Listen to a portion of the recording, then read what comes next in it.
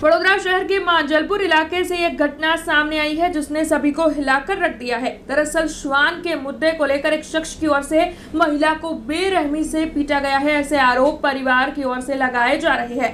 महिला को काफी ज्यादा गंभीर हालत में लहूलुहान हालत में एसएसजी अस्पताल में इलाज के लिए पहुंचाया गया। तब आपको बता दें कि श्वान के मुद्दे को लेकर वडोदरा शहर के मांजलपुर इलाके में Maruti Ram housing board colony में एक शख्स की ओर से महिला को पीटा गया।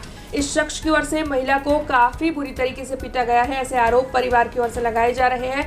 तब गंभीर तौर पर घायल लहूलुहान महिला को इस वक्त एसएसजी अस्पताल में इलाज के लिए पहुंचाया गया है। हालांकि घटना की जानकारी मिलते ही मांजलपुर पुलिस भी कल रात को ही स्थल पर पहुंची थी और पुलिस ने आरोपी की गिरफ्तारी भी कर ली है और इस पूरे मामले को लेकर मांजलपुर पुलिस ने आगे जांच भी शुरू की है। तब आपको बता दें कि परिवार ये आरोप लगा रहा है कि इस शख्स की ओर से महिला को जान से मार डालने की कोशिश की है। तब आपको इस वक्त की अपडेट बता दें तो महिला का इलाज एसएसजी अस्पताल में चल रहा है और आरोपी की गिरफ्तारी हो चुकी है। तब पुलिस जो है आगे तफ्तीश में जुट गई है। મારું નામ વિકાસ વીર છે અને મારા વાઈફનું નામ વૈશાલીબેન વીર છે।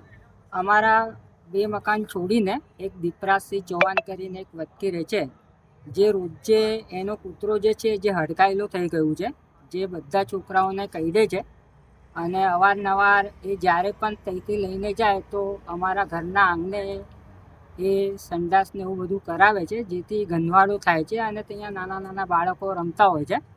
તો આજે લગભગ 9:30 પોણા 10ની આજુબાજુ અમે લોકો જમવા બેસ્યા હતા। અમારા ઘરે મહેમાન આવ્યા હતા તો અમે બધા જમવા બેસ્યા હતા।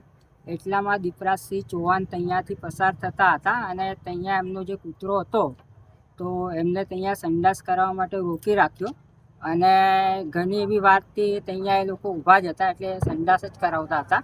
એટલે મારી વાઈફ ઘરથી બહાર જઈને એવું બોલી કે ભાઈ તમે અહીંયા ગંદવાડું શું કામ કરો છો, બોલે એવું હોય તો તમે બહાર મેદાનમાં લઈ જઈને કરો।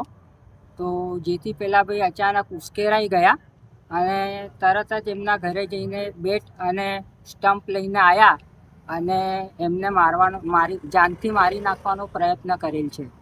તો એ તો સારું હતું કે માર્યા પછી અમુક જે લોકો હતા એમને છોડાયા, જેથી કરી એમનો જીવ બચી ગયો, નહીં તે ફૂલ પ્લાનિંગ જ કરીને આવ્યો હતો મારવાનું। હાલ અમે એના માટે ફરિયાદ નોંધાવવા માટે આવેલ છે કે અમારા એરિયામાં આવા લોકો રહે છે તો એવા લોકો સામે કાયદેસરની જે કાર્યવાહી હોય એ કરે। યુવકને તો પકડી લેવામાં આવ્યો છે। हमसे जुड़े रहने के लिए हमारे YouTube चैनल को सब्सक्राइब करें और नई वीडियो की नोटिफिकेशन के लिए बेल आइकॉन को दबाएं।